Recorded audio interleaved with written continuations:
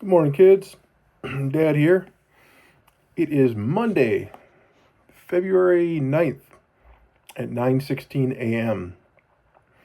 And I am sitting back a little bit, fully in the backrest of this chair because my lower back is still buggered. It is still buggered.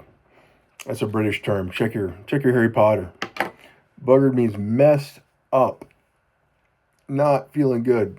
So I'm sitting like Frankenstein right now, hoping today's the last day that I'm through the worst of it. But I don't know, if it's not better by tomorrow, I'm calling the VA, gonna have to get down there, have them do something with it.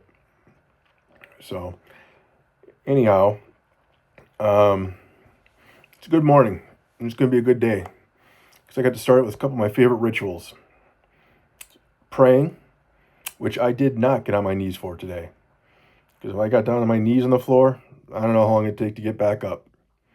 So I did it sitting like this. But I think God was okay with that. I think he probably understood, cut me a little slack today.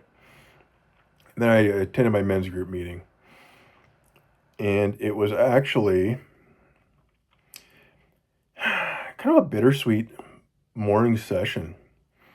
There's a friend of mine who I met through that men's group, and he's a really good guy. I think he's in his young 30s, and he's recently divorced. So I kind of related to him on that. I know it's like going through divorce now, how difficult that can be, especially for men. And his problem was, he amidst his divorce, he started drinking too much to deal with those feelings, those emotions. And at one point, he was living in a cruddy little apartment, which looked familiar to me. I know what that's like to live in a little apartment with nothing. And he didn't even have food in his fridge because he had just made a series of poor decisions. That's what alcohol does to you. It leads you to make bad decisions. You think they're fun decisions at the time, but they're not. They're bad ones. So,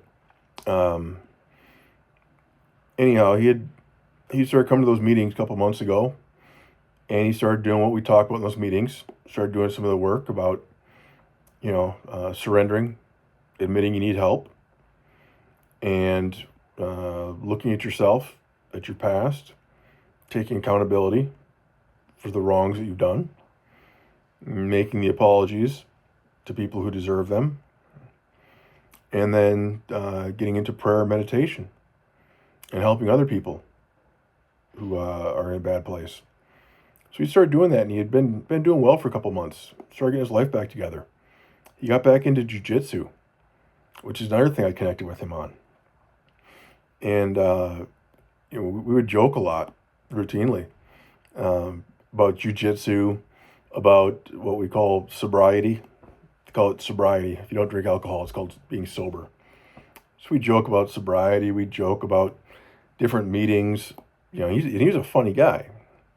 He's good at jiu-jitsu and passionate guy, and I consider him a good friend in the program. And we'd make goofy little videos back and forth and whatnot. He'd crack me up. Well, anyhow, about 2 weeks ago, this guy, he started getting quiet. I didn't see him at the meeting so much. I didn't see him on our little group chat. And we all started getting a little worried. Because in our world, when somebody starts to isolate like that, they stop talking to their friends, they isolate. It's typically a bad sign. It means something's going on in their head or their heart that's hurting them pretty bad. Or they're out making bad decisions. Maybe they're a little too ashamed to tell their friends, hey, I've been drinking alcohol again, making bad decisions. So we were worried, and yesterday, he finally kind of spoke up. A couple days ago, he kind of spoke up with a few of us privately in that little group chat and said, yeah, he'd started drinking again, and things were a mess, and he effed up. And I thought that was really brave of him to tell his friends, hey, I effed up. I effed up. And you know what we did? I can tell you what we didn't do. We didn't say, oh, you screwed up, you're out. You can't hang out with us anymore. Or, oh, shame on you. How dare you? What the heck's wrong with you, man? What we did is we hugged him. We hugged him and we loved him. And we said, man, we got you. You can do this. You can get back to being the person that we know you are, the true version of you. That's not clouded by outside substances, drugs, alcohol, whatever the case is. You can get back to being that person. We love that person. And you know how to do it because you did it for a couple of months. So then today at today's meeting, morning meeting, he actually joined the meeting. First time I'd seen him on the meeting, that men's support group meeting this morning. First time I'd seen him on there, probably about 2 weeks. And he did something incredibly brave in front of 151 other men. He said, hi, my name is, and then he said his name, and I have 1 day of sobriety. And I know I gave him a big I love you sign. And a lot of others gave him a positive reaction as well. But to go in front of 151 guys, and he probably knew half of them, and say, hey, I have 1 day sobriety. That's admitting, hey, I messed up. You guys all know I had a couple of months. I was doing really well. I got some new glasses so I could see again. I've been doing all the right things. I've been, getting back to work and living in a nice, tidy, clean apartment and getting back into this jiu-jitsu that I love again and laughing, having some friends and laughing with them. And he had to basically say, I messed all that up and I got to start over. And that, in my book, that takes some serious courage. I don't know if I could do that. I'm grateful that I've never had to. Not yet. Because the first day that I went to that group and said, I'm Ryan. It's my first day here. I drank yesterday, but I'm done. Today's day one of not drinking. I've never had to go back and say day one again. Because that was the last day I drank. I don't know if I could go back and do it again, if I'd be brave enough to do that. Because it'd be pretty embarrassing. And my ego might still be too big to say, I messed up, guys. I made a mistake. I fell off the bus. And then later on in the meeting, he got called on to share, and he basically, he was on the verge of tears, and he was just saying how he doesn't even know. Didn't even know what to say, and he's just scared. And I'll tell you what, to be in your 30s, your 40s in front of a group of 151 men, and tell them that you're scared, that takes courage. Because as men, as boys, we're told we got to be tough, right? I was told that when I was a kid. I was told in the military, I was trained in the military, I was professionally trained for years and years, that I can't show that I hurt. I can't show that I'm in pain. I can't show that something's hard. If I'm injured, take a knee, drink water. Maybe have an ibuprofen. And get back into the fight. That's what I was professionally trained for years to believe. And the idea of being hurt in the insides, feeling scared, that wasn't allowed. That got stamped out of us. I'll tell you, kids, it took me till I got out of the Army, I was 28. And I came off active duty. I was about 30 when I finished up with the reserves. It took me about another 10 to 12 years. And actually going to a therapist to admit I'm scared. The whole divorce, that had me scared as hell. That had me hurt, dying inside for years.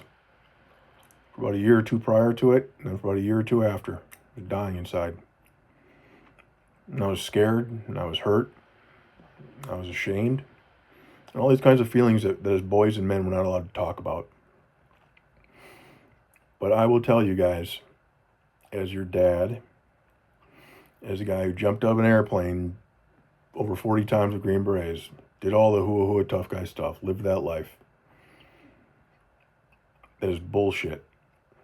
I'm going to swear it is bullshit to try and be a tough guy and to think, oh, I can't cry. Can't let him see I'm scared. Can't let him see I'm hurt. Can't let him see I'm afraid. That is bullshit. Boys, men, we cry. You bet your ass, I just swore again, I'm going to say it again. You bet your ass that I have cried a lot in the last couple of years. Because I finally learned how. Right around the age of 40 probably. 40, 41, 42, I learned how to cry. And even more important, I learned that it's okay. And it's okay to say I'm scared. And it's okay to say I don't know the answer. I don't know what to do. And it's actually really important to learn how to do that, guys. Because that's the first step, is to say I'm scared. I can't do this. I don't know what to do. I don't know what to say. I don't know the answer. I'm scared. I'm hurting. I'm crying on the outside. I'm crying on the inside. Because once you can say that, and once you can say it out loud, and say it to people you trust and that you love, then comes the important work, which is the second step, the next step, which is to say, I need help. Right? My friend this morning at that meeting, he didn't say I need help in those words.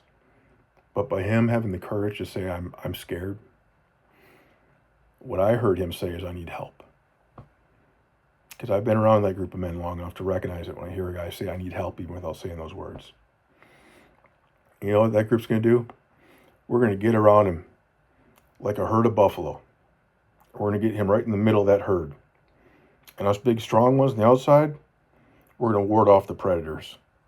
And we're going to make that little herd, that shield around him, and help him get back on his feet. Maybe he'll fall down again, maybe not. Maybe he'll grow to be one of these big, strong buffalo that can stand on the outside and protect that herd. Maybe he'll fall down for the next 10 years, who knows? That's up to him, that's up to God. But I am so grateful and blessed that today I can be one of those strong buffalo on the outside of that herd, protecting from the wolves, to help let a friend get back on his feet. And I pray that you kids, Fiona, you too, even though you're not a boy, you're as tough as any boy I ever met. I pray that you guys know that it's okay to cry, it's okay to be afraid, it's okay to be scared. And the ability to say those things to somebody you love, somebody you trust, is one of the most important things you'll ever say in your life. And I pray that you guys know that I've got your back, that I will always be here, even when I'm not allowed to physically, to be there with you. I am still here, a phone call away at any given moment.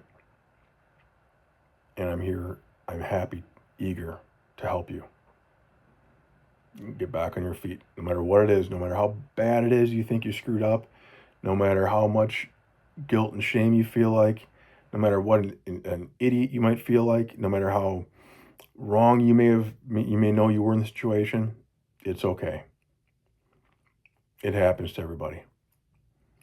The important part is that you raise your hand, admit you're hurting, that you need help, and then let somebody love you and help you, get you back on your feet. So I love you kids so much today. I'm so grateful for my friend Andrew, and what he, the bravery, the courage he showed, the example he set today. And I hope that for you kids, that can be a lesson someday. And that when you stumble, when you fall, when you make a mistake, when you screw up, that you can raise your hand and say, I need help. Love you kids. We'll talk soon.